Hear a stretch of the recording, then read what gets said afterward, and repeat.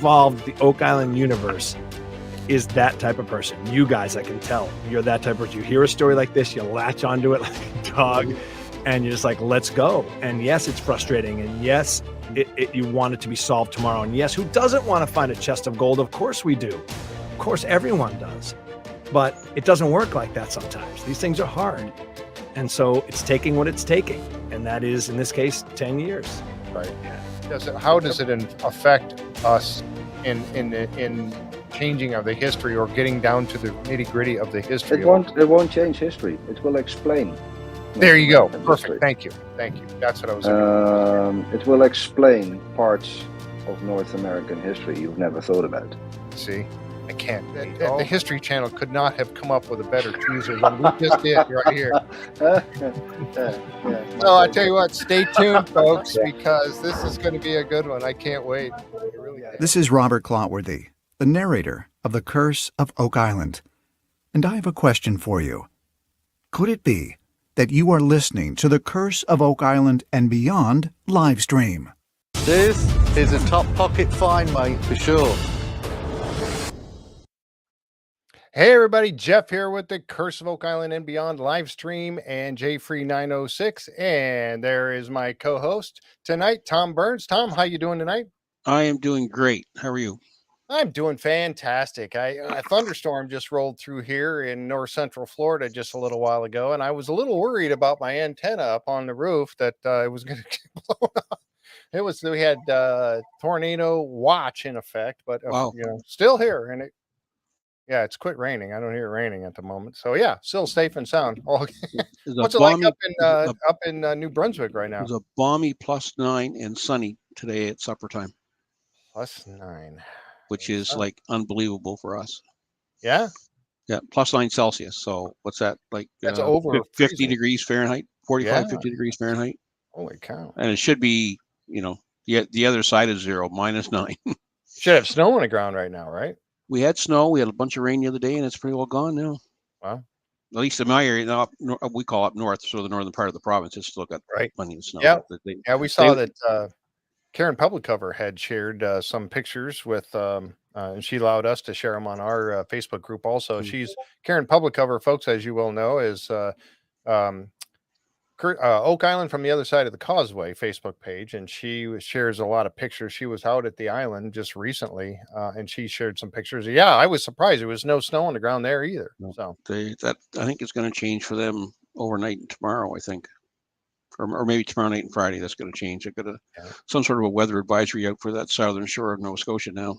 Yep. So their situation is going to change. Ours is going to change too. It'll go down below zero again tonight. So we enjoyed it today. A big storm moving across, coming into the West Coast right now.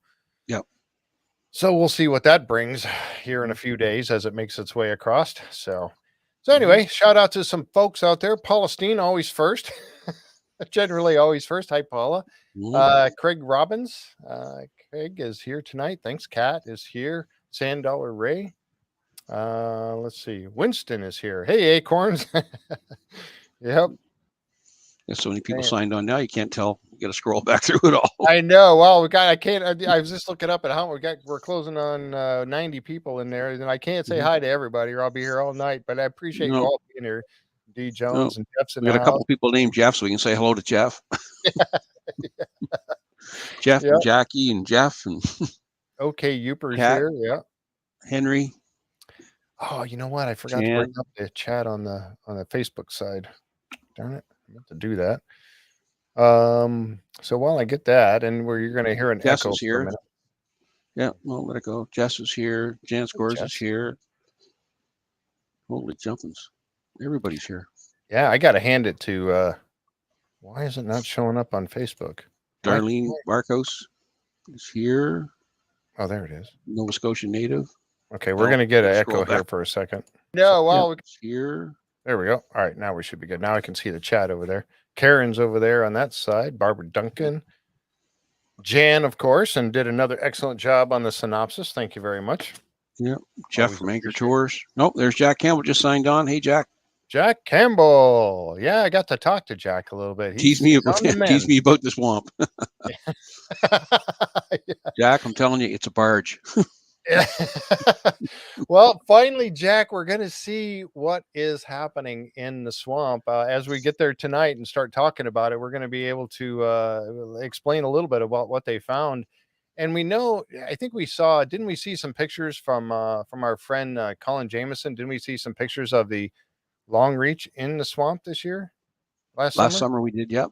Yeah. Yep, there was some So activity going on down there somewhere, yep. the Borchers, Texas farm. All right. Hey, everyone. Looking forward to this live. Hey, I'm glad you're here. Thank you for coming. Let's see. Winston. Yeah. William is here.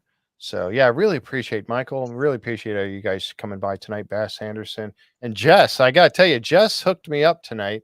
Earlier today, actually, she hooked me up with some enhanced pictures that we're going to show here in just a little bit. Some of the ones that were taken underwater. So, greetings from Texas. Who was that? Oh, Kevin. Hey, Kevin. Yeah, I'm hoping to Kevin. I talked to him on the phone, Kevin Dorsey, and Dorsey, yeah. hopefully when I'm heading out to see Gypsy Jules in March, Gypsy is of course having her metal detecting event going on in Kerrville, Texas on the 17th of March, and I'm heading out that way. I'm going to be going out Highway 10 probably, and I'm going to swing through and hopefully get to meet up with Kevin out there and anyone else that happens to be in that area. If you'd like to, come by and we'll have lunch or something together or whatever. I'd love to. I love meeting the folks that are part of the show, all the people that come to the and watch, all the viewers and stuff. I really appreciate each and every one of you. I really do. And I'm going to say right now, I'm going to go out. I am going to ask for the thumbs up. Give us a thumbs up if you like the content of the show. It always helps because it helps with the YouTube algorithms. So if you like the content of what we're doing, please give a thumbs up. It always helps, and it helps to get out there more to more people in the YouTube universe. So we really appreciate that very, very much. And I want to also extend my appreciation to the people who are patrons. I just picked up a new patron this last week, and I really appreciate it so very, very much. It really does help to pay for all of this stuff that like StreamYard and all that kind of stuff that I pay monthly for. So thank you so very much, folks. I really do appreciate it. It helps so very much.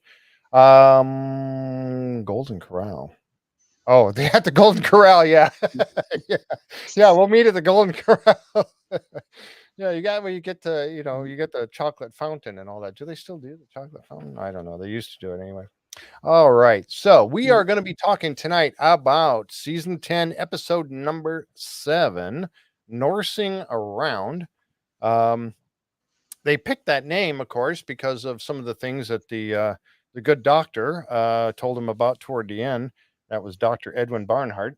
He talking a little bit about some things that and there's been other people that have talked quite a bit about the Norse, the Vikings, making their way down into North America, at least down as far as New Brunswick and PEI and Nova Scotia and all of that. So yeah, interesting. Yeah, to there's see. been lots of talk over the years by a number of people regarding the potential travel of the Norse or the Vikings, depending on what you want to call them. I mean, the Norse and the Vikings were two different cultures, but from the same place. Yep. But they I don't think there's any doubt that they traveled in the general area of the Atlantic provinces, and some even speculate up into the Gulf of St. Lawrence. So exactly. Could they have been here? Oh, absolutely. I don't Absolutely. Yeah, without question, they could have. Yeah, absolutely.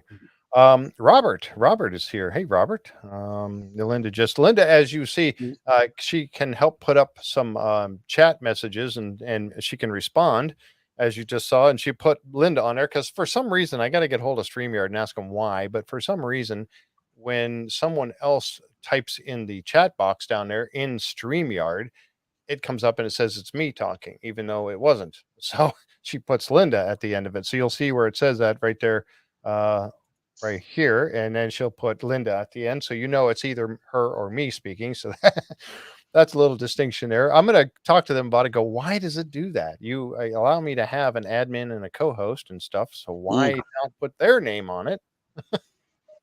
Yeah, there you go. This is not Jeff. Okay. It's not Jeff. All right. Jenny's getting inky with it. Hey, that's the thing too. I wanted to mention also with the Discord channel. I've got the Discord channel. The link for it is down below. Discord is pretty easy. I know it's not for everyone. But last night again, we were in there chatting it up while the show was going on. And I usually log into that, or I'm available at least an hour early, maybe sometimes more, depending upon what I've got going on that evening. But I'm in there chatting it up with people, when we kind of discuss the show and discuss things. If you want to join us, the link is down below. You can do it on your phone. You can do it on your laptop, your iPad, your tablet, your computer, whatever. You can put Discord on it, and it just allows you to, it's got voice chat, text chat.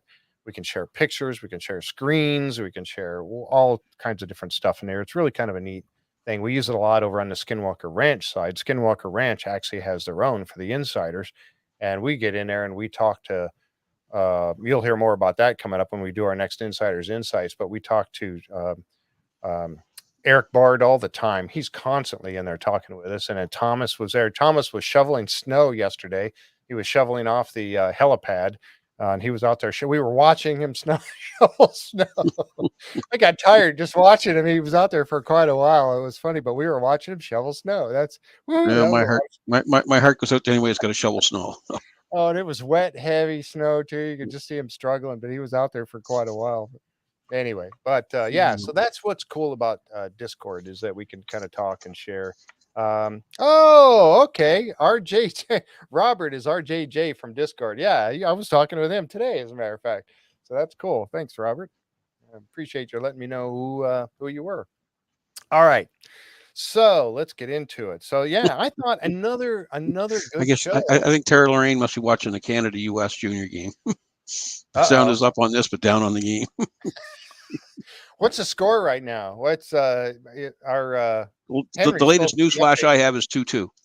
2-2. Oh, it's 2-2 now. All right. So and it's the junior world junior semifinals, Canada and USA playing tonight. Yep. All right. Yeah, Tara said 2-2. All right, there we go. Yeah.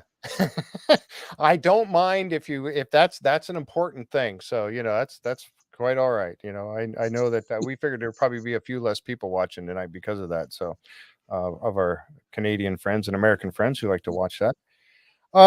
So again, the show, I thought it was another good show, but it was right off the bat, the guys, ran into some issue. I'm going to go ahead and get my pictures sharing here. There. Yep. Yeah. As soon as they said that dirty, 6-letter word, permit. I know, right? And so here we are with the war room, and then there they are, and they're explaining this to good old Marty. And you see the look on his face. He's just like, really? He says, quote unquote, there always seems to be something. And he's right. Every time they start getting 3 steps ahead, they got to take 5 back because of some kind of thing. Now, I do understand. I really don't want to get upset about these kinds of things, because I do understand what they're trying to do. They're trying to keep it safe and trying to keep it all legal. But yeah, and what the difference would be between a refurbish and mining, I mean, I don't leave that to the experts to work out. Yeah. I mean, technically they are not mining. They're rehabbing. But if they go down, but my thought was, if they go down, that's shaft, that's a refurbish. Yes. But if they have the intention of striking out, now you're mining. Yeah. Yeah. So it could be a misinterpretation of the rules on both sides, right? And then somebody finally spoke up and said, hey, wait, guys, just a second now. Okay. Yeah. Wow. Darlene just put up a great big long one. I don't think we can squeeze all that into posting that, but she said Nova Scotia has experienced a horrific mining disaster in West Ray in May that was the West 1992. West Ray mine disaster, or coal mine. Yep. Yeah, they've had some really tragic mine disasters over the last 150 years, because Nova Scotia was a big coal mining province, right? Especially up around Cape Breton and down around Spring Hill, Nova Scotia. There was also another big disaster. So yeah, they're very cautious about the mines. Yeah, it's understandable. It truly is. I mean, I'm in the safety industry, and that's what I do for a living, and I understand that. I really do. So, but it is a shame to go over and look at the money pit and seeing this thing sitting idle. Yeah. Well, apparently they all went home, right? And they all went home. That's what they said. Dumas left the island. Call Because me. that's what Yeah. Marty asked him. He said, can Dumas still work? No, Mhm. they left. They left Yeah. the island. But they're paying for that crane to be sitting there. Yeah. Um, So how the mix up happened, I mean, goodness knows, right? I mean, Dumas is a basically world-renowned mining company. So whether they misinterpreted, the province jumped in with a new, I mean, who knows? It's a yeah, moot point now yeah, exactly. because we know they got it worked out and they know they were back on the site. So Right. Well, you and I talked about the Mhm. fact that, what were they doing if it was going to take them, 6 weeks or whatever, was it it's 55 55 days? days to go 80 feet at one time. Yeah. Right. So what Yeah. were they doing for the other 90 days? Mhm. Well, waiting apparently for some of it, Yeah. sitting around waiting to Typical. be able to Yeah. do some work. Um, Yeah. so that was Typical red interesting. paint. Hurry up and wait. Yeah. Yep, exactly. So kind of, I just added those pictures because I thought, man, I hate to see this thing just sitting here idle. Here we are. And I kind of figured that what they're going to do with, Prometheus and History Channel are going to give us little bits and pieces as they go a little further. We're going to see every week, we'll see a little Oh bit yeah. more of an update of how, they're a little deeper now. Oh, they're a little deeper. Yeah. Now they're at 24 feet. But now we're waiting for And any that's of the way that. it would work in theory anyway, right? They're only gonna, they're not gonna dig it all the way down there in a couple of days. Yep, exactly. So it would almost be a weekly update. Right. So once they get done explaining all that to Marty, and that was the thing that one of the things I noted too, and Jan brought this up in her synopsis, was what they said on the show is recent wood from the shaft was dated around 1730, that Mhm. they found down by in the deep area of the shaft, and the water from the shaft was tested positive for gold. So. Um, the thing that I wanted to bring up also was that the top of it, not the section that Dumas has done. Mhm. Remember how they added wood? They added Yeah. wood and they were kind of keeping it Mhm. the same. Yeah. But the wood that they added to down below that looked awfully good too. And I was wondering when they talked about the wood that they tested, remember how when they first found the garden shaft, they thought it was a Mhm. searcher shaft. Yeah.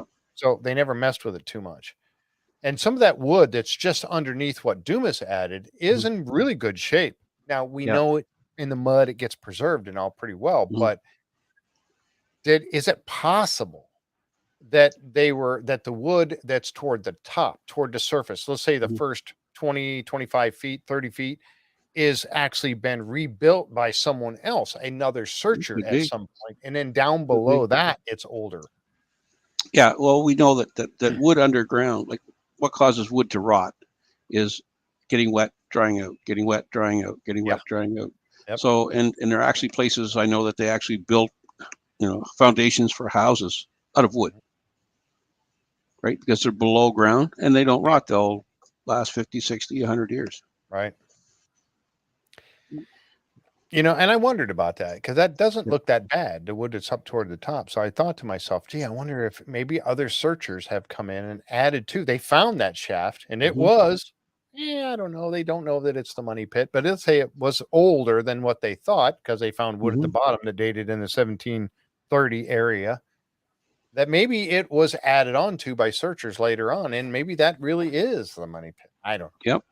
I know Could be. speculating that it's the money pit is a hard thing to do because we just don't have the anything to back that up yet. But it just seems Mhm. odd, doesn't it, that they would have, unless Well, the they answer found the here might gold, be right? They found gold in the water. The wood is dated to an approximate time frame where it might have been used. So, why not look deeper? exactly. So after that, we jump over to the money pit, and the guys are starting to get the first one. They're initially one at the money pit. They're working on IJ 15.25. Hmm. And this is an attempt. I think here it is here. So, as you know already, M16.25 is the first one where they hit the tunnel and they put a camera down. That was the camera that they taped and zip tied a flashlight on the bottom of it. Hmm. Then they went up and they hit K15.5 and they hit again. Then they did J. Now, this one on IJ 15.25, they missed it. It did Hmm. not hit a shaft. Now, again, and I wish I had the data. I wish we could have, and we'll have to get Stephen Guptill on here again because I need to ask. obviously they keep track of the walk of the borehole drill as it goes Yep. down. It walks, and it could, that's when they said they missed it. Did they miss it because it walked over to the side, or Yeah, did they that's where that miss it because I don't know? What do you think? that's where that 3D diagram of his would come in handy. Yeah. And you could see, okay, did we actually go, perpendicular to the surface of the ground, or did it go down? This one is down 109 feet or something, right? 108 Right. feet. So to go down 75 feet and then veer by 2 feet. Exactly. They would have missed it completely. So. Yeah. So I got wondering about that. I thought, man, I wonder if it just missed it because of the walk. And later on, as we're going to get to it here in just a bit, when they did the next one, L16, it did, they hit an edge of it. So, but anyway, so they missed it with the IJ 15.25. And they went down, let's see, the garden shaft, which had been dated the early 1700s. The next core sample, 108 feet, brought over. The team does not find any wood in it. And Terry says, well, we missed it. We missed a tunnel. Steve said we need to determine the location for the next borehole so the team can continue to track the tunnel. Yep.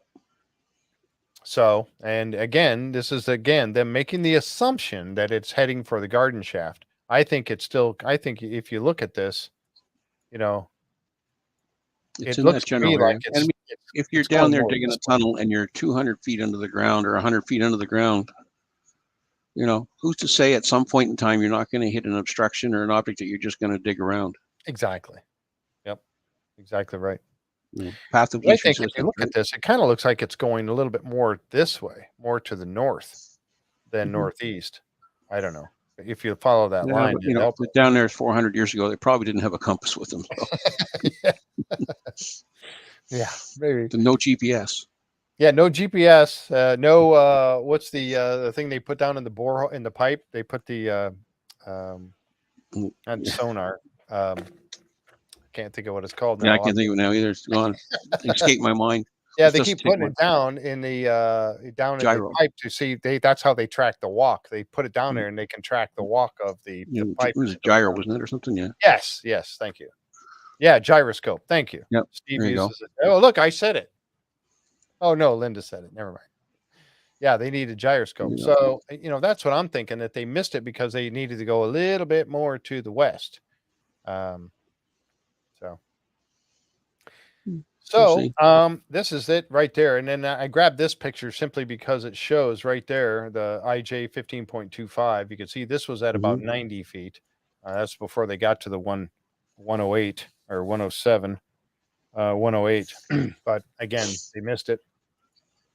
And then they decided to come down here and do L15. So they did IJ 15.25, got nothing, came down here and did L15, which is just north of west of where they hit the M16.25, where they know they hit it. And also in the K15.5, they hit it also. So there's no way to tunnel in a straight line underground. Yeah, I would probably agree with you on that. Within modern day technology, yes. Back then, don't know. But you see mine shafts. I mean, you walk down a mine, and I've been in some mine shafts before. You walk through a mine shaft, and it doesn't go perfectly straight. No. They meander a little bit. You can't look directly down them generally. They do meander around, like Tom said, around obstructions and things from time to time. So, 3-2 Canada now. No, it's early yet, folks. Junior hockey players. Yeah. So now on L15, which is 15 feet south of IJ 15.25, the core sample is brought over at a depth of 109 feet, and it does contain wood. Terry says that they have bedded material where the bottom of the tunnel should be. Terry and Charles feels that they have nicked the edge of a tunnel, and because of that, they will not be able to determine the direction of the tunnel because they weren't in it. Assuming they were not in, they didn't have that drop that they normally would get, a void area, an open void area. So they're assuming that they did not, right, that they did not hit it. So that's where they're looking at the stuff there. So they decide at that point that they were going to go ahead and go down to 145 feet with that same L15 to reach a depth of 145 feet. So the next day, Mike brings over a core sample from L15. The sample is at 146 feet. Right. And then Alex shows up. And again, I was going to mention too about how Alex has been taking a more managerial role, I think, in this whole thing. Definitely. Which I think is great. Yeah, he's really stepped up the last year. He really has. And I think that's great. I think at some point, if Marty, he will become Marty's eyes and ears. Marty will always want to come out sometime during, but he's not there a lot during the summer. It's usually Rick is there all the time. But I think that Alex may become more of that, play that role, to be there in Marty's place as the time goes on, which I think is great. He's doing well at it. Yep. He does. He does very well. He's already got that, managerial type presence about him anyway. So I think he'll do well.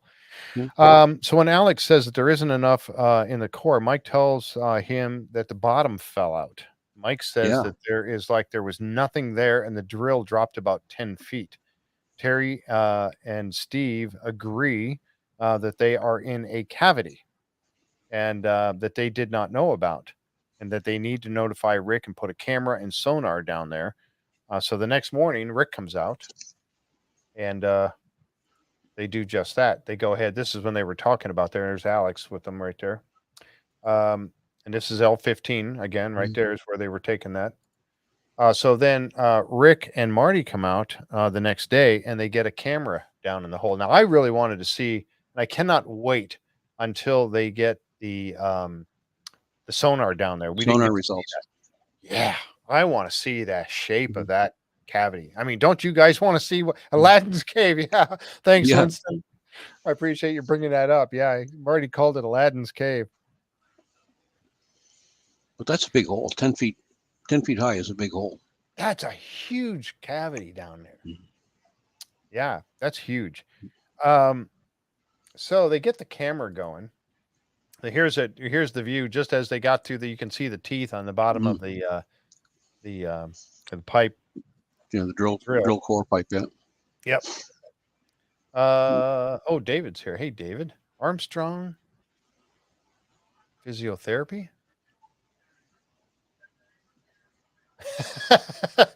Magic. How does Jeff type and talk at the same time? Yeah, it's magic. Right? Yep. And here's one of our first looks down into this space. And this is so cool. I love seeing these pictures down in these cavities and the tunnels and all this. I mean, how we've been waiting 10 years. Every time they put a case on down, I was thinking, gosh, get a camera down there. I want to see it. And C1 and all that way. We got to see C1 during the drilling down episode with Matty Blake. We finally got to see a camera down in C1, and that was sweet in its own right. Well, I think the thing is now they have their own equipment, right? Before they were always bringing in somebody to drop a camera, right? Yes. Now they have their own equipment. So yeah, I mean, sure, you hit a cavity. You don't got to wait. You don't have to call somebody. You don't have to make an appointment. You don't have to get them on the island. Yep.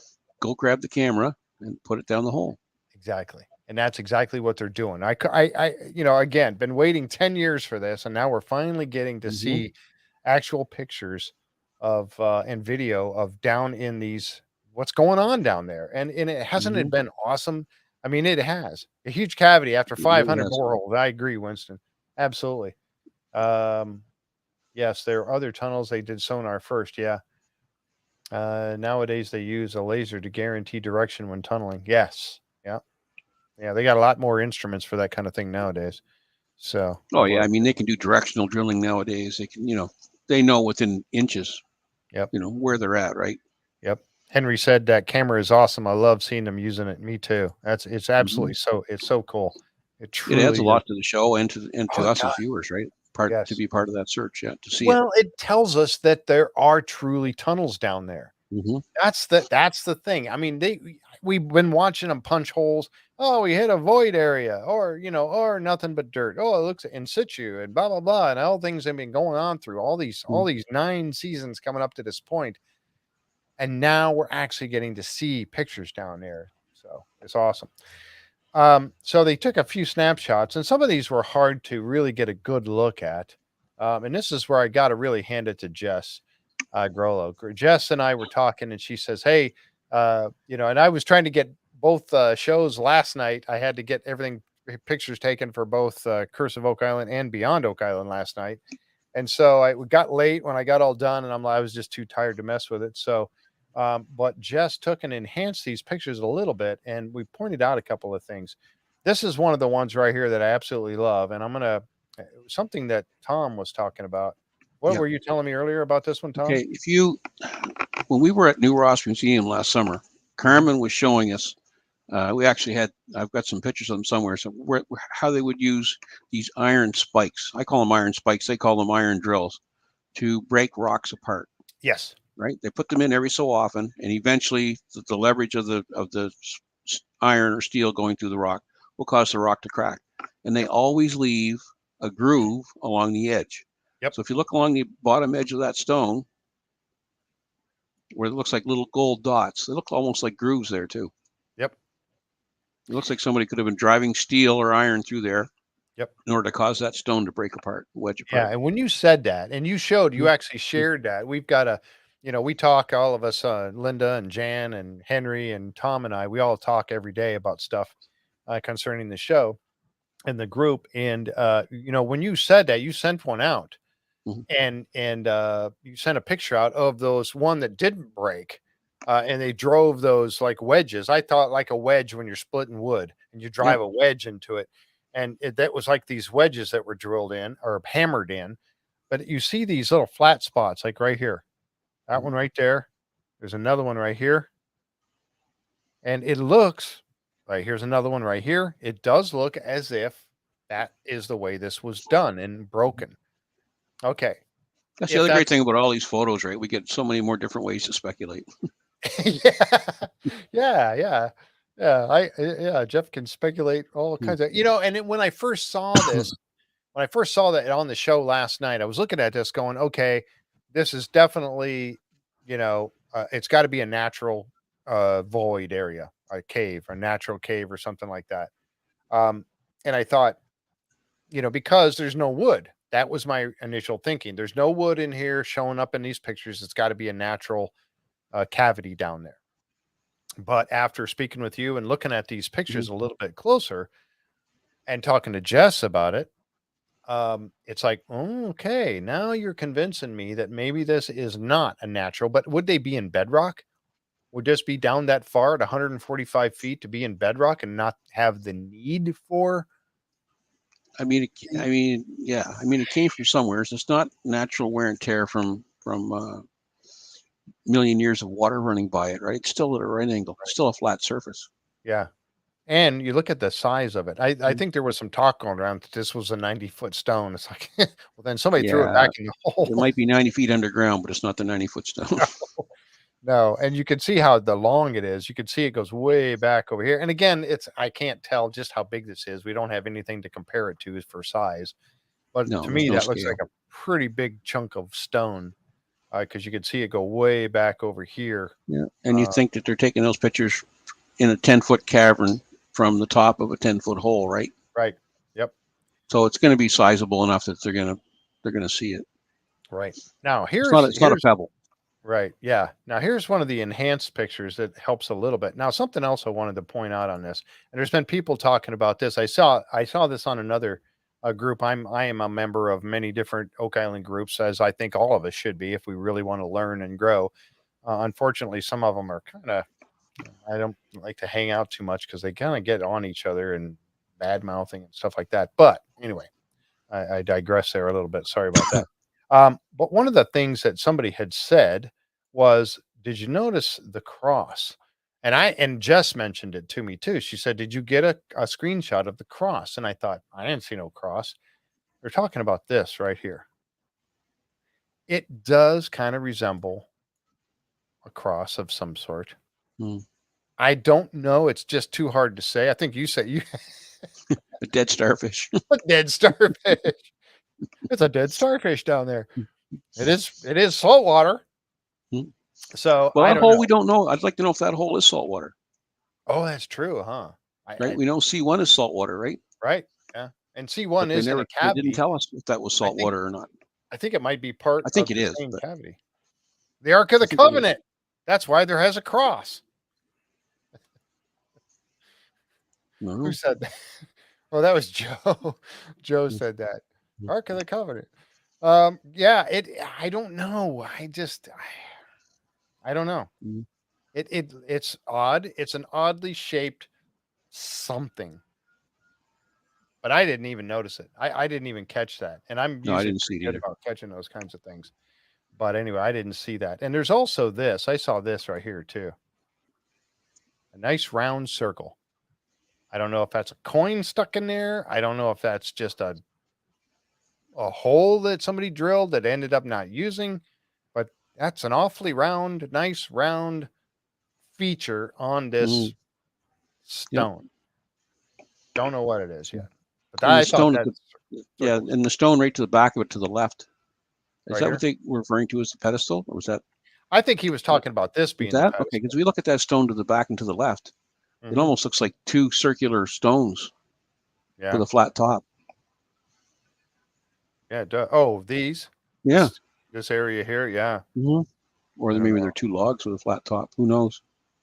Hard to say. Just too I don't know. green. It just struck me odd to see that that was so round. Everything else seems to be so sharp and squared. They found But those Atlantis. ones behind that. Yeah, just odd. Mm. I mean, and those straight lines again. Nature doesn't really make straight lines, so I don't know. I've seen nature make some. I have seen nature make straight lines, but not as a rule. You don't. Not as You a know. rule, right? Not as a rule. You don't see it. Yeah. And here's that cross enhanced, and there's that dot. Yeah. Here's another thing. Now this is the one. Jess did these for me, and this is the one. This is the one that Marty was pointing out. And he was making a comment that this is why this is a man-made void area down there because of a couple of things. And I'll show you a couple of different enhancements of these pictures. But this was the one where we were talking about the cuts. Yep. Or Marty was talking about the cuts in the stone. You see one here, there's one here. Now, the thing you notice about this one is that you can see that this is a nice straight edge right here and a top. So you got a straight edge there, a straight edge here, and this one is kind of wonky, a little bit wonky, but you can see this back inside this cut a little ways. You can see right there. Now, the other thing that was pointed out was this right here. Yeah. That's a hole that's been drilled. Has it been drilled in there? But you can see through it. You can see the darkness. This is enhanced because or it's in like a infrared or negative. Yep. But you can see this color back here, and you can see it through that hole. And anchor stones had holes drilled in them. And again, we just don't have a good perspective of size. So that right there, thank you again, Jess Grollo, for sharing this and doing this with these pictures, but also for pointing that out, because I'm going to have to say, yeah, I think it is natural, or not natural. It is man-made void area down there. It looks like it was cut by something. Yeah. Yeah. This looks like it was cut by something. Yeah, for sure. Yeah. Now there's a couple more. Here's another one. Here's one in a different highlight, but you can see again. That's pretty definitive right there. That's a straight. It appears to be a straight cut. And what's that pin at the end of it? I don't know. You see this right here? That you're talking about that? Yeah. Yeah. That's a pin. That's something sticking out, isn't it? Or maybe it's just no. It could be a reflection. It could be a reflection. Hard to say, but you can also see that hole. Yeah. There's that hole again right there. When I first looked at that in the unrefined picture, I thought it was just an old piece of a tree that was covered in silt. Yep. Yeah, that was a saw mark through it. You know. What do you guys? Oh, I'm seeing the square here. We'll see. Yes, the square. Yep. Everybody seems to be in agreement on the square thing. Square cutout. Yeah. So, I don't know. This is why I love to go through, and I love talking with you guys about this stuff too, because you guys share some really good information. Yeah, just says if I can get my hands on on raw footage. Well, if anybody can, it would be you, Jess. Yeah. Yeah, it's really hard to tell. Linda said it's really hard to tell the size of what maybe that cross is because we just don't a fan blade. Yeah, it suggested it's like a fan blade or something, but we just don't know this perspective of size. I I don't. wonder. I wonder in those cases where they have gone down and looked at that with the camera, if they would leave that casing in there, or if they would pull it. I don't know.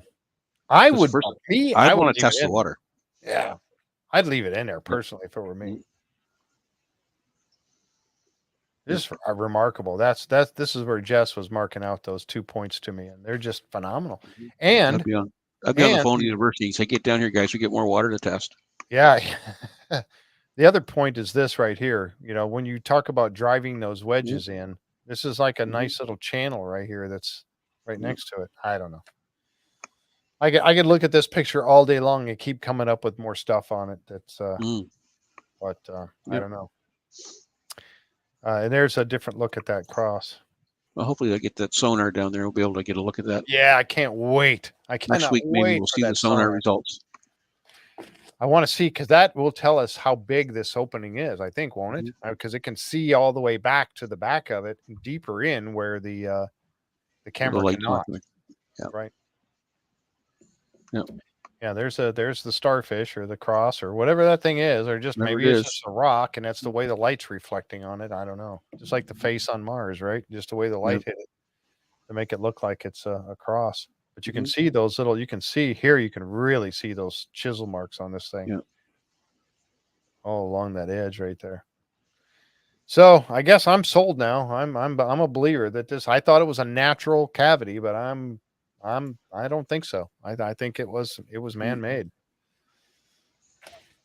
So there's our boys on lot 8. So yeah, then we jump over. That was what we had with the money pit for the show last night, which I thought was just phenomenal. I again, without Dumas, without being able to see where Dumas ended up going.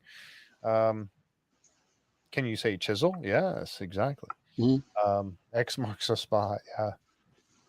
It's a gold ingots. Oh, I don't know. I wish, that would be something. So next, the guys jump over to lot 8, and as Gary said, lot 8 is the lot that just keeps on giving, or something like that. The giving lot. The giving lot, yes. I'd like to say the lot thickens. You should write the name of these shows. The lot thickens. That's going to be for when we get to the next show about lot 5, right? Actually, I think they're just going to show us the beginning of being able to go take the sign down in lot 5. I don't think we're going to see much more than that for next week, but we'll see. Yeah, Jack and Gary work in lot 8, and again, I assume that they put these dots and they're showing where on lot 8. I don't know if they are or not. Hopefully. Yeah, hopefully. So if they are, they're working right there in the corner. Yeah. Well, we know the general area anyway. Like we know they're on lot 8. So yeah, so it's lot 8. And here are some of the things that they have already found on lot 8. And the giving lot, it just they keep finding more and more things. And as that's a good point, Thor. I'll bring that up in a second. Oh yeah, thanks. We got to get rid of that. Oh, is it already gone? We go. Okay. Have to get Linda to. Yeah, sorry about that, folks. Whatever you do, please do not click on those things. Yep.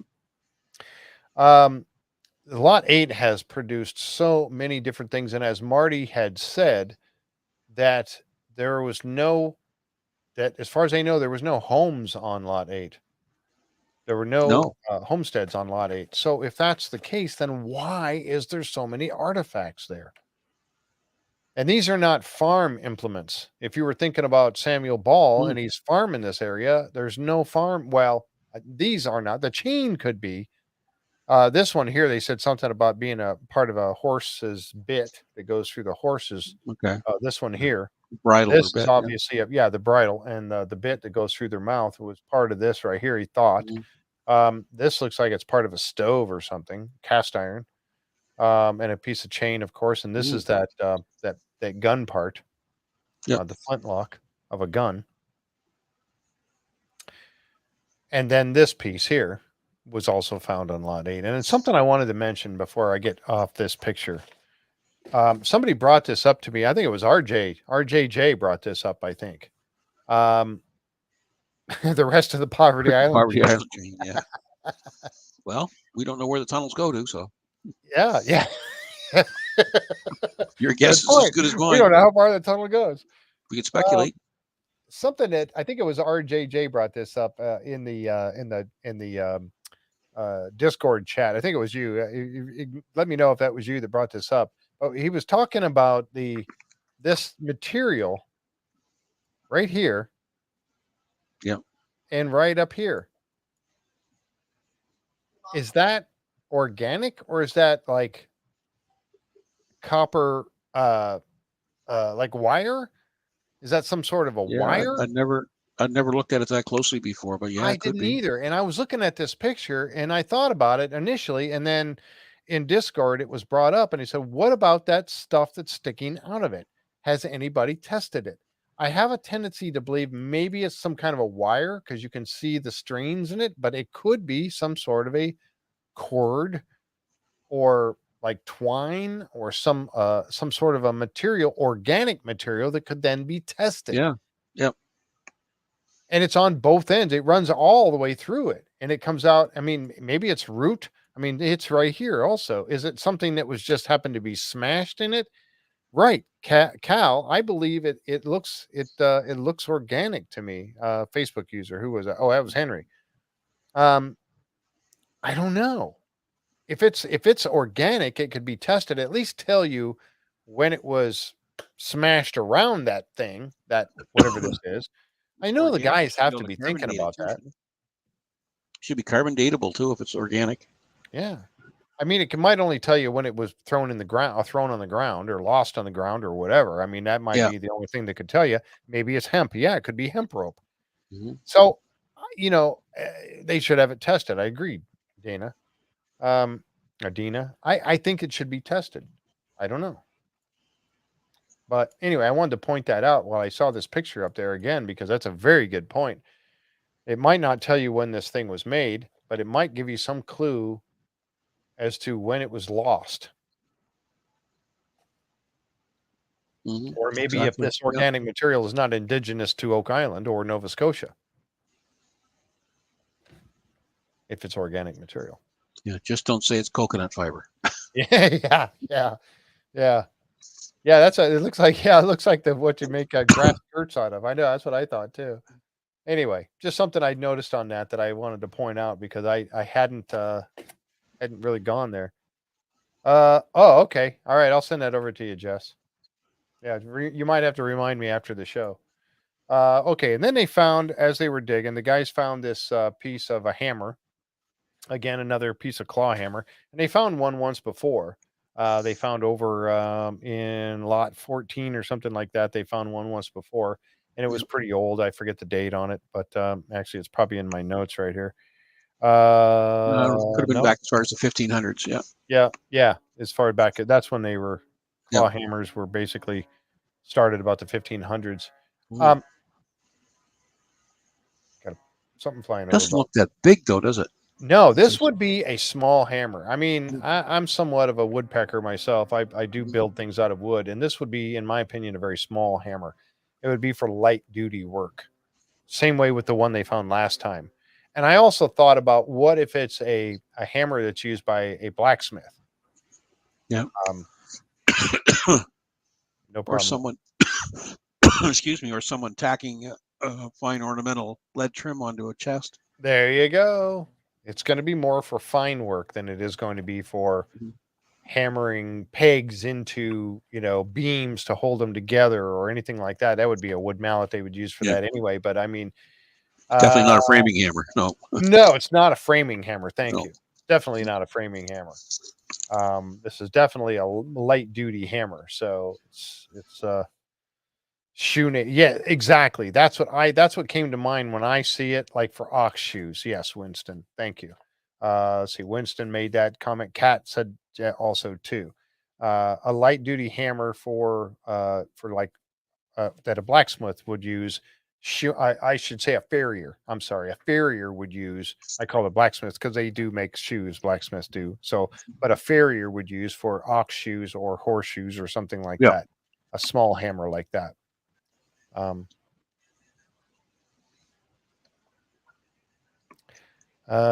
Yeah, yeah. Something just flew over. I don't know. I could hear it. It was pretty loud in here. I don't know if you guys could hear that. But anyway, so another hammer. They found. And this is where they were showing where the hammer was found last time. They found one when they were checking this track, and there was a lot of ox shoes that they found during this path right here. They found a lot, and that's why they figured there was definitely a path that went from that stone road in the swamp up to the money pit area. Yes, they are, Winston. That's true. Yes, the tips are bent so they can scratch the gunk out of the hoof before they start. Because they clean it, trim it first before they put the new shoe on. Yep. They clean all the gunk out of the nails. There's the old one they found last time after they got it cleaned up. You know, I got a chance to see when I was down in Sebastian, and I met with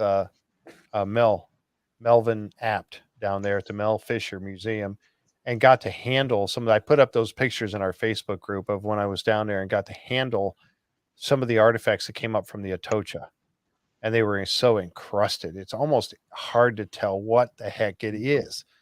And I was able to handle these swords and daggers and stuff that there's in these pools. They keep them in these tubs full of salt water, and they got a solution in there to keep them until they can start getting the process by which to get all that stuff off is incredible. How they go about doing all that. But man, it's something you can't even hardly tell what it is if it wasn't for the claw on the one's end sticking out. A finishing hammer? Yeah, Cheryl, exactly. Something like that. Or like Tom said, something that you would build a small box, like a jewelry box or a small chest. Yeah, any sort of fine carpentry. Yeah, fine carpentry. Exactly right. So it was kind of an interesting find, but again, the lot that just keeps on giving, right? So we jump over to the research center. And one of the things that the guys were taught, they went over here and they met Marty, Alex, and Craig were meeting with Burton and Jeremy. And these are the guys from Panther Geoscience. Panther Geoscience, these are the guys that were involved in the Lot 32, when they did the seismic testing, or the seismic survey, I guess you would call it, in the swamp, and they put all those charges in there and they blew all those charges. These guys are the ones that work that data and put that all together. Well, they're back on the island in season 10 here. And this time they're going to perform a geoscan of all 32 lots. Well, I don't know about all. I mean, by Dave Blankenship's property, I don't know. But anyway, they're there to survey the entire island. Theoretically, that's what they're there to do. And then they're going to be using a EM31-8 prototype that uses a technology that has been around for several decades, but they're able to. It's new technology. It's new. It's enhanced, or whatever they've done to it to make it more up to date and use it for. It would be working on the same fundamental principle.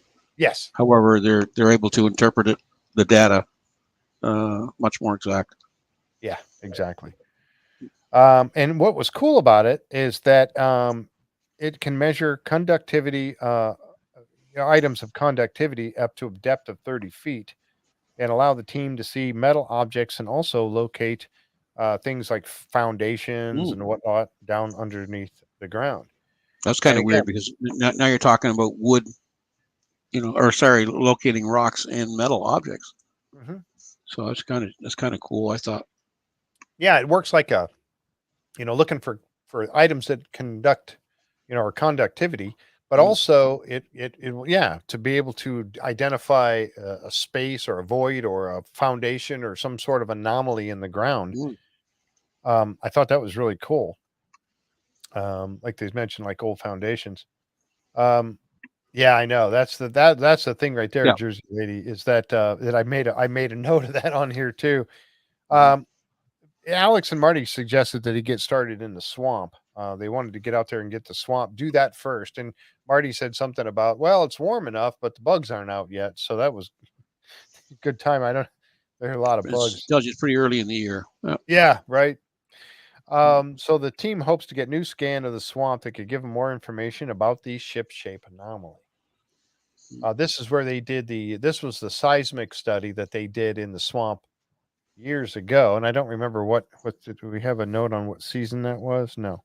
So I don't know exactly what season that was when they did this. It was like 3 seasons ago, I think. Yeah, but even if you probably- recall back then, they had to go away with the data, interpret it, and come back and present it. Right. Right. And when they did this same survey in the Money Pit area, they came back with new software and looked at that data again with new software and were able to find that. I think they were finding that void that was in the Money Pit area. I still go back to that. It showed that 12 by 12 void in the Money Pit area. And if they do that sonar and that space turns out to be like 2018, okay. If that space turns out to be about 12 by 12 from now, there you go. Right. There you go. Yep. Yeah. 5 years ago. Yep. Thank you. So this was what they did, and they had all those blasting caps and they all went off, and then they read the data later. And this is what they had found, that there was some sort of a change in density of the soil underneath the swamp that looked like a ship shape anomaly. That's Jack Campbell's favorite picture, I think. That is, yeah. And I'm on board with Jack on this one, man. Remember when they brought the pilings out for putting in a cofferdam? They brought those pilings out 4 years ago. And I thought for sure, and I think they brought them out so that they could cordon off this area and get a good excavation. I don't know if it was this area or if it was the area over by in the southeast corner where the road was. But yeah, I am too, Jess. I'm all swamp. But I thought that's what they were going to do. And those pilings are still there. They still got them piled up by the Money Pit. But yeah, I'm all about finding out what this is. I don't know if it's a ship or not. We just don't know yet. I've always speculated that it's a barge. I mean, and again, it goes back to some of the points about the stone path or the pathway they had over here in the southeast corner, but also that area that's up here just north of Nolan's Peninsula, that they found that big platform, that big area. Why would you need that in there? What other purpose could you have to need something like that in that swamp other than helping to unload, have a sturdy platform to unload things from a ship? I don't know. I just can't. I don't know. Why else would you need it? And also, I guess there's talk about, what is it, next week's show or one of the shows coming up? Damning Clues or something like that. What was it called? Yeah, I can't remember, but something along that line. Yeah. Something about a dam up here in the top above the eye. It was a dam at one point at one end of the swamp. Why would you need a dam in there? Lots of reasons. Marty said that this story is not going to be done until the swamp is done, and he's always against it. Now he's for the swamp. Here's some of the things that they found in the swamp that would lead them to believe that there was some sort of a boat in there. All these planks that they found, railings. Yep. I forgot what this thing is called, where it sticks down, it holds a rope, gets tied around it. Yep. This piece that was found that was supposed to be on the front of a. Marty's all in on the swamp now. I mean, what did he say? He said, in order to finish this quest, we have to finish in the swamp. Yes. Yeah, that was. So in other words, he's not done until he's satisfied there is or is not something there, or what happened there. Yeah, he's not leaving until they're done in the swamp. Yeah, I think they did, Dave. Dave said they moved that figure or where they think it was. It's been adjusted a little bit. I think we'll see when they actually get this survey done that they're doing. And I got some pictures of that coming up right here. This is that new device that what do they call it? The EM31-8. Yes. Yep. They tie it alongside the boat there. They covered it up so it wouldn't get wet. Apparently that thing can't get wet. It's not something as submersible. So they tied it onto the side of the Zodiac boat there, and then they've got good old Mr. Tony Sampson, who may join me tomorrow night for his Beyond Oak Island episode tomorrow night. We're hoping he can. You see Tony join us. looking at it there. He's going like, "What is this thing? Yeah. Yeah. And what am I supposed to do with it?" Yeah. Well, it was really cool. I mean, so basically they go out there going to do the lawnmower pattern with this thing tied on the side of the Zodiac boat. They're going to push it along, and it's able to go down and do a survey underwater like this. And there's Tony pushing it. Now, I understand the concept of Tony pushing this thing because they can get more exact lines than they can with somebody out there trying to, paddle their way around. But what a job that had to have been. I mean, first of all, it was kind of cold. Now, he does have his dry suit on. Yep. I'm sure he's plenty warm. But how can you imagine, folks? I mean, I don't know how long he was out there pushing this thing around. I know it had to be more than an hour or two, but he's out there in this suit pushing this thing around for, we don't know how long. That had to be one heck of a workout. I'm going to have to ask him about this when we get him on the show, just about how, yeah. Oh, it's Damming Clue. Thank you, Linda. Damming Clue, 2 weeks away yet. So we'll find out about that when we get there. But yeah, that's going to be interesting to see what that dam is about. But I mean, here he is pushing this thing around. That had to be a lot of work, but yes, a lot more precise, being able to get nice, even rows so you don't mess up the data that you're going. Now, the thing that got me about that, here's that paved area that they found. Again, why would you need it? Why would you need a big paved area out there? And then this little road they found here. Of course, the stone road they found here. The road that runs all the way up along here that they have already found, and they covered it back up. And then, of course, the ship-shape anomaly that they keep making it look more and more and more like a ship.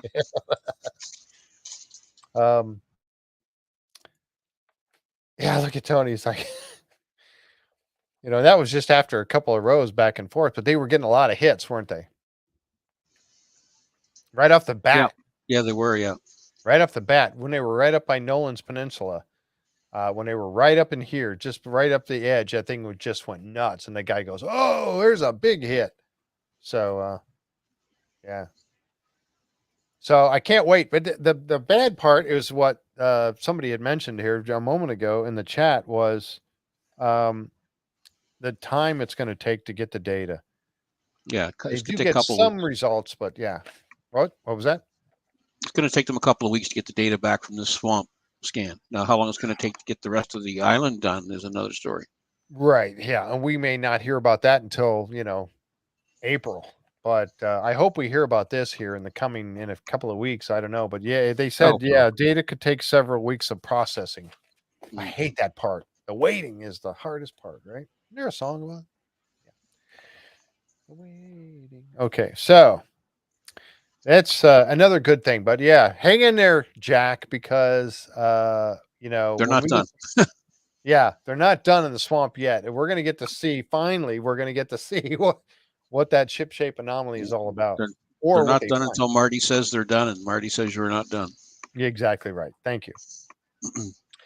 So to finish up the show, they jump back over to the war room, and there's all the guys in there, and they are speaking with this gentleman right here that I caught with his eyes closed, Dr. Edwin Barnhart, director of Maya Exploration Center. Maya, is that pronounced Maya? Is that like the Mayans? Maya. Yeah. Maya. Yeah, some people say it differently. Yeah. Is that up there in Nova Scotia? No, I don't believe so. No. Okay. All right. Yeah, I wasn't sure about that part. So they bring in this gentleman here who seems to really know what he's talking about. But he got a good look. He came back to give him a little bit more in-depth detail. And again, here's that piece with this whatever this is sticking out of it. And give his assessment. Here you can see it again. This is why I'm almost thinking it's some kind of wire, because in this picture it does look like wire almost. Yeah, or it could be just some fiber that got crushed in there when it got crushed. Yeah. Here it is again on this side. It does kind of look like wire or something in there, but I don't know. But again, it might help you give you an idea of when it was lost. They bring him into the war room on a video conference, and they're here to talk about the artifact that was found on Lot 8. He reviewed the metallurgy report from Emma and researched the symbols on the artifact. And he is prepared to give a final report to the team. Dr. Barnhart tells them that the metal is definitely an alloy made of copper, zinc, and a very small amount of lead. Yep. Which tells us what? That is what? It's not from around here. It's not from around here. Yeah. He called it brass. He said that's brass. Yeah. Copper and zinc and lead. He called it brass, and he said which was very common in Europe around, but more common in the 1500s. Yep. So we know it's not from this side of the pond. It's from the other side of the pond. Right. Exactly where? Goodness knows. Yeah, exactly. We just don't know.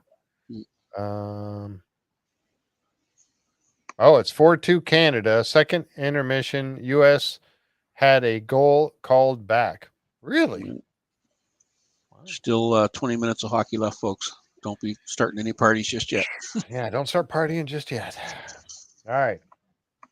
So, and we don't want any fights in the crowd either, just Americans, and it's all just one world. Whoever wins. The best team wins, right? You're two of the best hockey teams in the world going at it. So going at it right now. Yep, indeed. And he brought up the Norse. He's the one that brought this up. He called a couple of things that he was mentioning when he was talking about this. We shouldn't chant USA, USA. Yeah, we shouldn't start any bar fights. No bar fights. Not for at least the next 20 minutes. Yeah.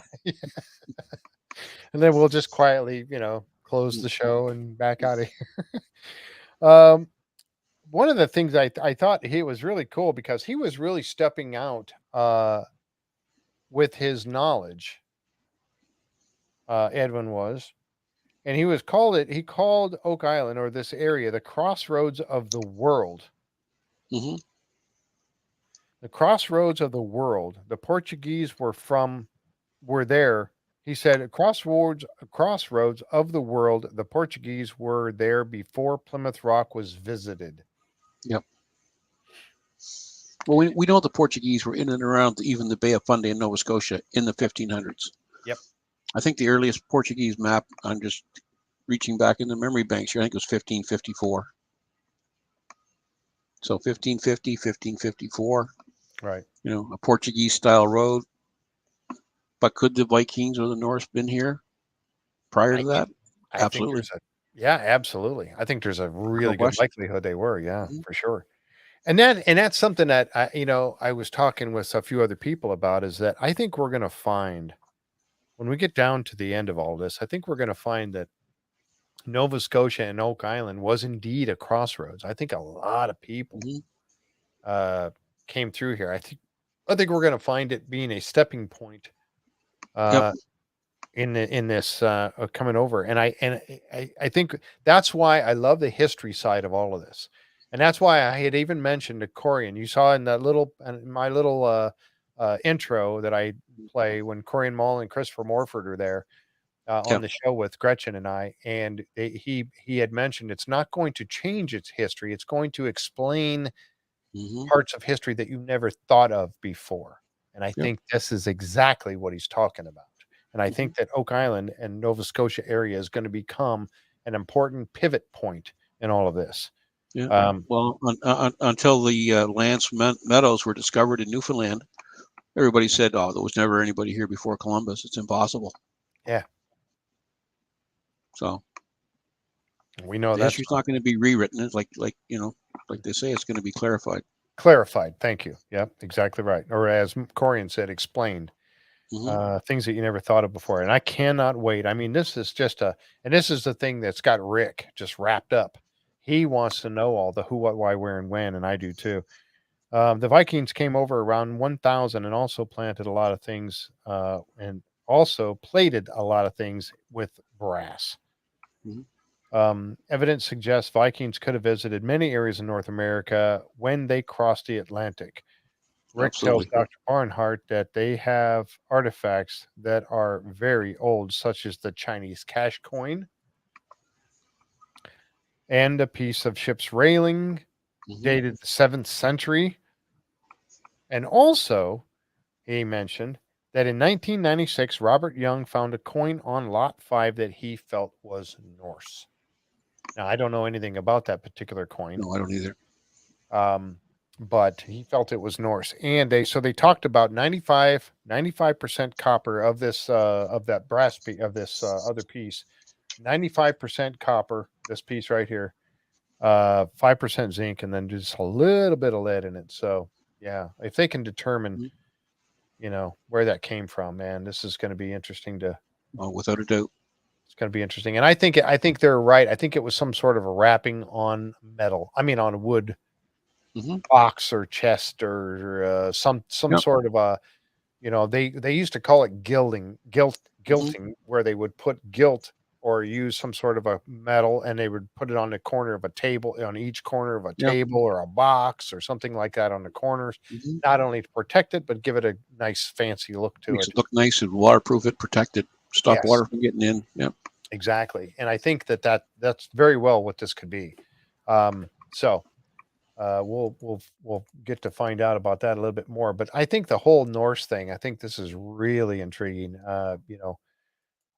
There's that wood plank that they found, the railing. Here's something, I brought this picture up right here because when I saw this on the show, I went, hey, hold on just a minute.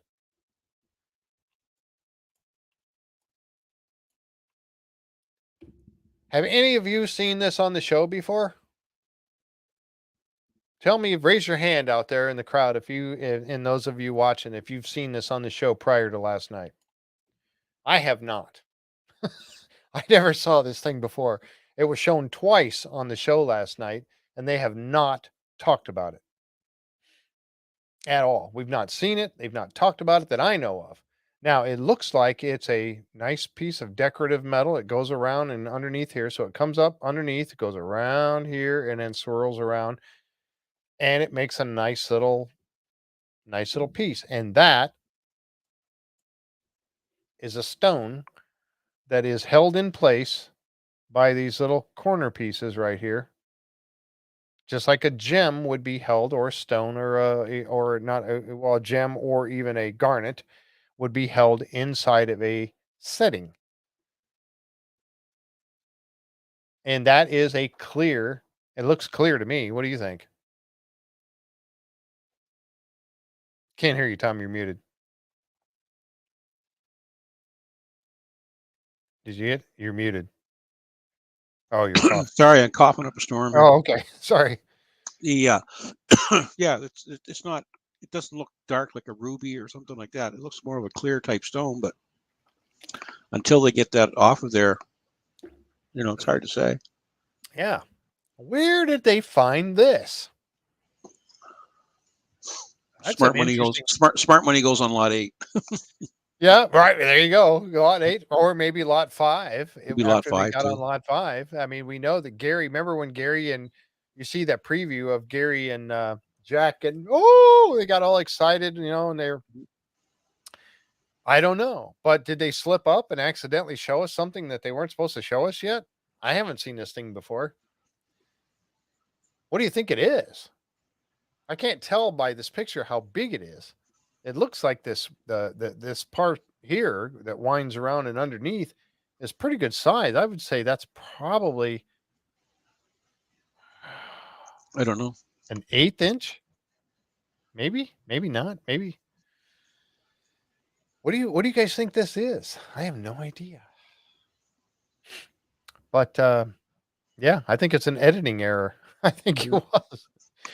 I don't know. I'm going to have to do a little work on this now that we've seen it, and they showed it twice last night. It was shown by itself. Oh no, it was shown in a picture with just it and another piece, and then it was shown in this picture with these four pieces. What did Gary say in the promo for next week? We found real. What did he say? We found real treasure, or we found. Yeah. When he pulled something out of the ground, he said, "We found real." Was it real treasure? Yeah, I think it was. I think that's what he said. Yeah. Yes. Okay. I think that is what it was. Mm. It could be. I don't know if this is broken or not. Okay, Youper. Mm. I don't know if it kind of looks like it might be broken this end. I don't think this end is broken, but this end could be broken. It is kind of, cut or it's cut on an angle on that end right there. But I don't know. I mean, I saw that and I was like, what is that? And Yeah. I had to get a picture of it because it looks a little big to be an earring. But again, I'm guessing at its size. We just don't have anything to tell us just how big Could it be is. something decorative hanging off a uniform. Goodness knows. Rotate it. I don't know that I can. Yeah, I can, can't I? Mm.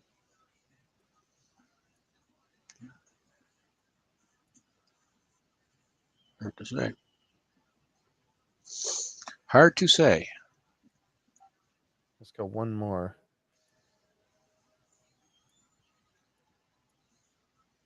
But yeah, that could be glass. I mean, it could be a man's stick pin. Yeah, it could be. I mean, it's obviously some sort of piece of jewelry. It has to be with this stone in it. And that could be just a piece of glass. It probably is. If it's not, I don't think that's a Something- diamond. That's a big diamond. Something decorative anyway. Yeah. But it looks clear to me. Whatever it is, it looks white or clear. Yeah, Jess that you thought it might be pink. Oh, yeah. Yeah, it could be. There is a little hint of pinkness to it, but I didn't know if that was dirt or what's over on the back side of it. A nose ring. I wouldn't want to wear that. I wouldn't want a nose ring to begin with, but yeah, I don't know. I don't know. So we'll be. I mean, we can speculate about this all day long, right? Oh yeah, yeah. Hopefully we see it for sure next week. Yeah. Anyway, I thought that was cool. I saw that pop up, and I just had to capture a picture of it and show you guys and see. I don't know if anybody else noticed that last night, but I saw it right away, and I said, "Wait a minute, what was that? We haven't seen that before." Mm. Looks like a flower. Yeah, I don't know. Yeah. It does. It actually does kind of look like a flower, doesn't it?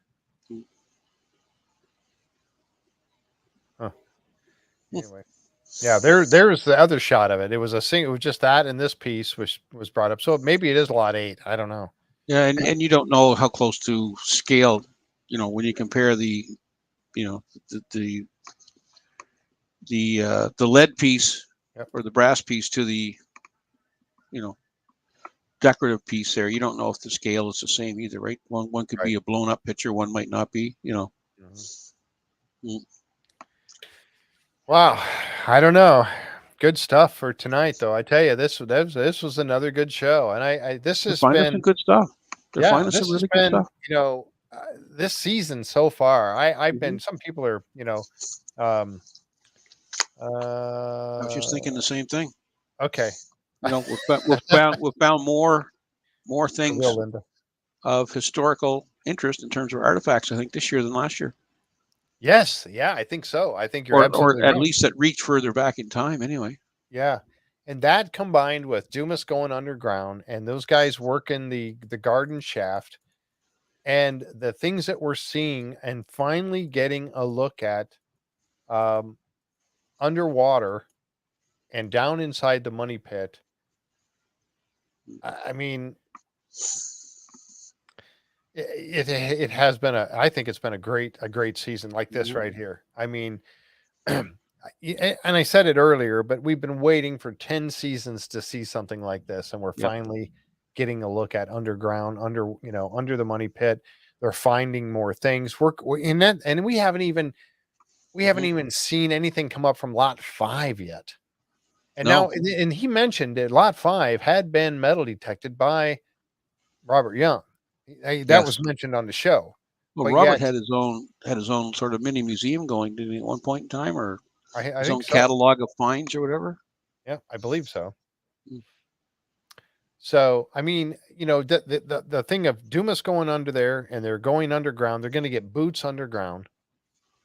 We've seen pictures of voids and tunnels and wood structures underground. The artifacts that they've been pulling up. The fact that they're finally going to get more evidence found in the swamp this year. They're back on there. They're back looking for metal artifacts. They're going to determine if for sure, I'm hoping that they're going to determine once and for all if there is a ship that has been down there. Remember that metal strap that was found? Yep. And they looked at it, and Carmen Legg said that it had been burned in a very intense fire. Intense heat. Yep. I mean, all you put all that stuff together, and I don't know. I mean, I'm just, and this is, and the season 10. I mean, it's been a good one so far. I'm really impressed. Last year was kind of ho hum. It was. Well, their hands get tied early on, right? So, Yep. they made the best of it. We had to live the ups and the downs with them, right? But this year, yeah, we're finding some cool stuff. Yeah. Thank you, Jess. Yeah. Thanks for the text, because I will forget if you didn't. I hate not to. So tomorrow night we're going to be talking about last night's Beyond Oak Island episode, and Jeff Babineau from Anchor Tours is going to join me for that one. We're going to be talking about that. I did reach out to Tony Sampson and asked him, because he was featured in both these shows, and I want to ask him about how hard it was to push that boat around as well. Yeah. But also I know I just have to know, that's my own thing. I know it doesn't pertain to anything, but then he was on Beyond Oak Island last night, and that was really cool. Being able to go and dive again and all of that stuff. So we're going to be talking to him tomorrow night, hopefully, if he can join us. He said he probably can, but he's not 100% right now. So we'll see if he can join us tomorrow. But Jeff Babineau will be on the show with me, and we're going to be talking last night's Beyond Oak Island episode. Now, coming up, I thought Beyond Oak Island was done for the season. I really did. I thought they had no more shows going on for Beyond Oak Island. So I started filling the Thursday night slot with other stuff starting next week. And so next week I have next week is Pete Kelsey, who is a LiDAR expert, handheld and drone flown LiDAR. So he's been out to Skinwalker Ranch. He's also worked with Expedition Bigfoot. I'm sure he's done many other things that we don't even know about with LiDAR. So he's going to be on the show with us on the 12th. That is Thursday, the 12th at 7:30. And then we've got Treasures in America group. If you haven't checked these guys out, you need to go out to their YouTube channel, Treasures in America. And it's a group of guys put together by Tim Draper, put together a group of people, and they're out looking in the Utah area at mines. And they're looking for Spanish mines that they came up from South America into North America. And so they're coming on the 19th. So I did not know that, lot5.com. Is that what it is? Oak Island lot5.com. So I did not know we had more Beyonds going. So where the point I'm getting to with this is that I need to set up a night to do the Beyond Oak Islands. I was thinking Fridays. I don't know. What do you guys think? Is that would anybody be able to watch on a Friday night? I got Monday and I got Friday, and Friday I think is a little bit better to do the Beyonds for the next couple weeks anyway, because I've got the 12th and the 19th already tied up. Tomorrow night I'm going to do the one that was on last night, but I got to pick another night. So I don't know. I was going to throw that out to you guys who enjoy the Beyond Oak Island episodes. Do you think Friday would work for you guys? What do you think? Again, I could maybe do it on the weekend. Jess said she could do Friday. I'm going to have you back on the show, Jess. I thought you were fun to have on. We got to have you back on. I will, you working with the film, these pictures and stuff. So Friday sounds good. Okay. Friday, good for me. All right. Well, maybe we can do a Friday thing then. So what Linda and I were talking about that, and what night should we pick? And Friday was coming up as probably the best. So Friday, and I know the first one's going to be Friday the 13th, which I always say is my lucky day. Friday the 13th is my lucky day. I always want to go buy a lottery ticket. Do I ever get a night off? Not really. Hey, Todd. Yeah. So, gotta go. Good night. Who was that? I want to say good night to you. Who was that? That was April. All right, April. Thank you for coming. I really appreciate you being here tonight. Have a good evening. So yeah, either is fine with me. Okay, Cheryl. So I may just do it Friday night. So we'll pick Friday the 13th. We're going to be doing next Tuesday night's episode, which is the Lost. I got it written down. I got to read my own writing. Lost Cache of Cornwallis. Lost Cache of Cornwallis. That's next Tuesday night at 10 o'clock. And we'll be talking about that probably on Friday the 13th. So go buy your lottery tickets for a lucky day. And then on Friday the 13th, and if you win, you got to tell me because, I told you to go buy the lottery ticket on Friday the 13th. Beyond Oak Island, then we'll be on again. And I forgot the name of the one that's on the 17th, and we'll do that one on the 20th then. Okay. Whoa, Kate, thank you so much. That's very kind of you. Thank you so much. That's twice in a row you've done that. I so appreciate that. Thank you so very much. That's really awesome. So Friday the 13th we'll do one, and then the 20th we'll do another one, and then we'll just see. Maybe I can switch them back to Thursday nights because I don't have too many. But we'll see if Friday works out okay for you guys. We'll just do them on Fridays. And yeah, I don't need a night off. Who needs a night off, right? It's winter time. Well, not in Florida. With the amount of money we pay you, you can work 7 days a week. Yeah, yeah. Yeah, I know, right? So I figured, well, I can't do it Tuesday night, can't do it Wednesday night, can't do it Thursday night. So it's Friday, Monday, or the weekend. But we found that more people like to log in and watch the show on weeknights than on the weekend. We used to do shows. I used to do interview shows on Saturdays at 2:00, and that kind of waned a little bit. We didn't get near as many people watching on the weeknights. It always seemed better. A weekend comes, everybody wants to get out and do stuff on the weekend, right? Okay, Uber. Wow, thank you. Man, thank you so much. I appreciate that. That's really, really nice of you. Just cash. Okay. Not cachet. I know. He does say Captain Joe says cachet. Yeah, so it's just cash. But anyway, so it's the Lost Cache of Cornwallis. And then I forgot. Do you remember, Linda, what the name of the other one is? What the one that's on the 17th? But anyway, we'll be talking about that one on the 20th, and then we'll see how it goes. And I say Jeff Babineau says he really likes Beyond Oak Island, so I'm gonna have to reel him in on those shows for us, and we'll get some other people back in here too. You guys will eventually see John Edwards back in here, and oh, okay, that's the link to Henry just put up the link to Lot 5 there. Yeah, Robert Young's collection. Yeah. Yep. And so, and then hopefully one day you'll see Jack Campbell back on here, hopefully. And let's see, who else? We got Colin Jameson, Jeff Babineau, of course, and then hopefully we're going to get some of the, some of the crew back. Yeah, exactly. Some of the crew back. But I also like to bring on the guests, the cast members of Oak Island, Curse of Oak Island. But I don't, I always wait because I don't want to have them on too soon. Right now they're enjoying their vacation because they're not on the island working right now. And I don't like to bother them too much with that either, but I'll start hitting them up probably in February or March to start coming on a little bit, because if you have them on too soon, they can't talk about it. It puts them in a weird position. We don't ever want to put them in that position. No, because it's better to wait toward the end of the season so they can talk about all that's happened during the season. I hope that makes sense to everybody. It's just, well, if you ask them a question now, they go, "Oh, gee, did that air? Is that on next week?"